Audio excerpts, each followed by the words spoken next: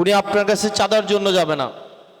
একটা সুস্থ, সুন্দর, প্রত্যাশিত এবং পরিবর্তিত যে বাংলাদেশের স্বপ্ন আমরা দেখি, একটা বৈষম্যহীন বাংলাদেশের যে স্বপ্ন আমরা দেখি, যেই বাংলাদেশের সাম্য, সামাজিক ন্যায় বিচার এবং সুষম সুবিধার ভিত্তিতে, যেখানে প্রত্যেকটা মানুষ তার নাগরিক অধিকার নিয়ে মর্যাদার সাথে বাঁচবে, যেখানে রাজনৈতিক কোনো ধরনের বিবেচনা, রাজনৈতিক কোনো ধরনের বিশেষ দলের সাথে সংযুক্তি কোনো বিশেষ সুবিধা বৃদ্ধি করবে, কোনো বিশেষ দলকে সমর্থন না দেওয়া তার জন্য অসুবিধার কারণ হবে, এই ধরনের সমাজ ব্যবস্থা বিনির্মাণে আমাদের মেয়র প্রার্থী অবশ্যই কাজ করবেন।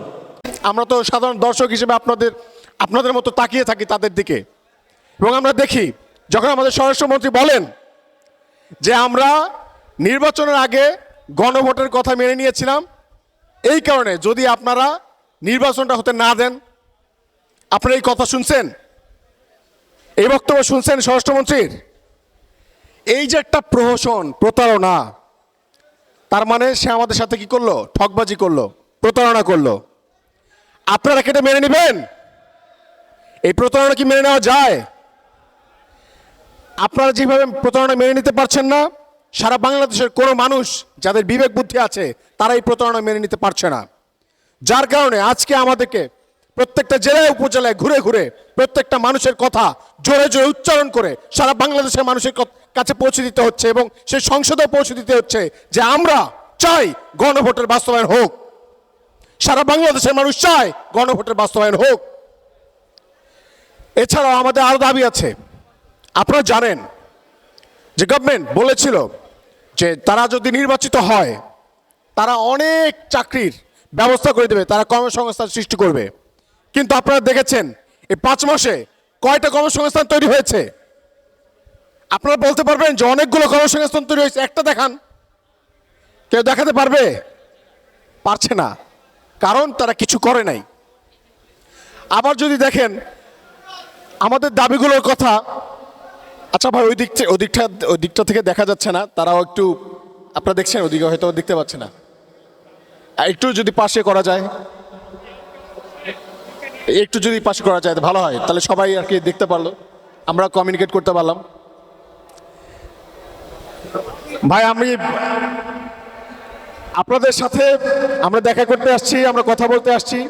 আমরা আসলে আপনাদের জনপ্রতিনিধি হওয়ার জন্য এখানে আসি নাই, কিন্তু আমরা আসছি আপনাদের সন্তান হয়ে, আপনাদের ভাই হয়ে, বন্ধু হয়ে।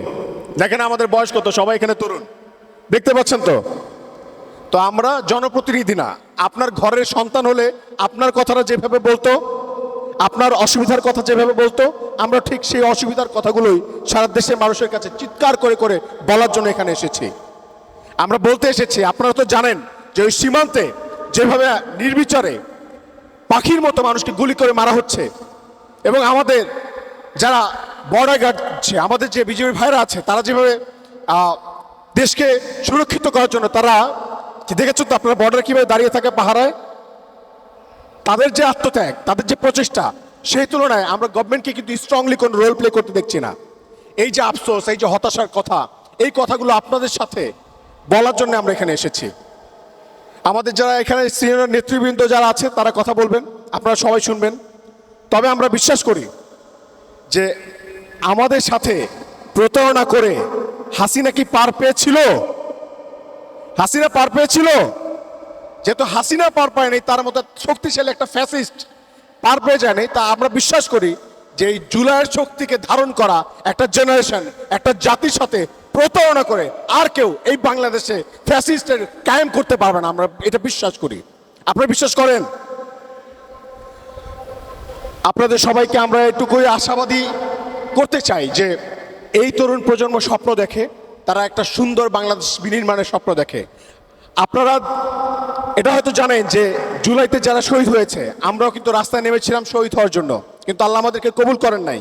কিন্তু আল্লাহ হয়তো আমাদেরকে বাঁচিয়ে রেখেছেন এই জন্য, যাতে জুলাইয়ের যে সকল শহীদরা আছে তারা যে সংস্কারের কথাগুলো বলেছিল এবং হাসি মুখে প্রাণ দিয়েছিল, সেই সংস্কার যেন আমরা বাস্তবায়ন করতে পারি, তাদের অপূর্ণ কাজ যেন আমরা পূর্ণ করতে পারি, সেই জন্য আমরা যাতে লড়াই সংগ্রাম চালিয়ে যেতে পারি, আল্লাহ আমাদের সেই জন্য এখনো পৃথিবীতে রেখেছেন। তো আপনাদের সবাইকে আমরা আশ্বস্ত করতে চাই, আপনারা যদি আমাদের সবাইকে আপনাদের ম্যান্ডেটটা দেন, আমাদের সবাইকে সহযোগিতা করেন, আপনাদের সাথে হাতে হাত রেখে নতুন সেই স্বপ্নের বাংলাদেশ বিনির্মাণে আমরা সামনে এগিয়ে যেতে চাই এবং এনসিপি আপনাদের সবার সহযোগিতা কামনা করে। আপনারা সবাই ভালো থাকবেন, সুস্থ থাকবেন। ইনকিলাব ইনকিলাব ইনকিলাব ইনকিলাব, এনসিপি এনসিপি এনসিপি এনসিপি।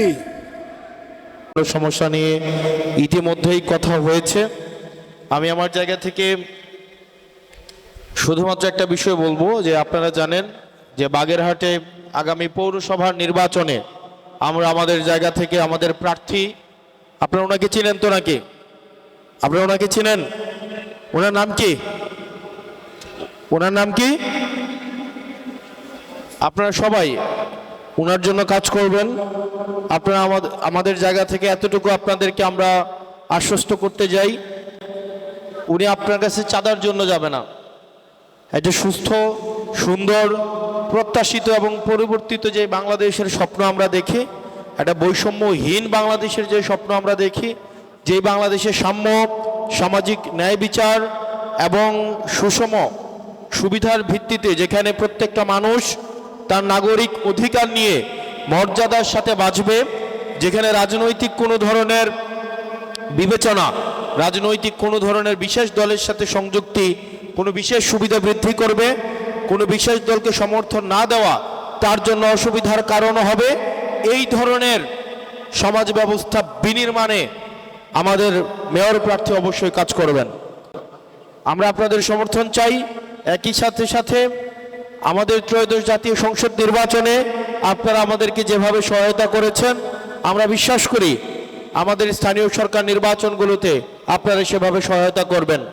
আমাদের দলটা হাঁটি হাঁটি পা করে আমাদেরকে এগোতে হবে। আমরা 1.5 বছরের একটা রাজনৈতিক দল, এই রাজনৈতিক দলের অনেক সীমাবদ্ধতা থাকবে।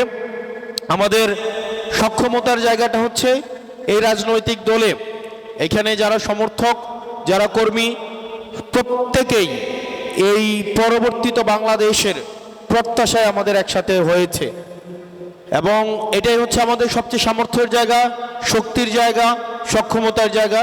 এই সক্ষমতার জায়গা নিয়ে আমরা আগাতে চাই। আপনারা সবাই ভালো থাকবেন। আমাদের পরবর্তী কার্যসূচি মংলাতে 6টায় প্রোগ্রাম, অলরেডি এটাই লেট হয়ে গিয়েছে। আপনারা সবাই ভালো থাকবেন, সুস্থ থাকবেন। আপনাদের সাথে নির্বাচিত মেয়রকে নিয়ে ইনশাল্লাহ দেখা হবে। আসসালামু আলাইকুম ওয়া রাহমাতুল্লাহি ওয়া বারাকাতুহু।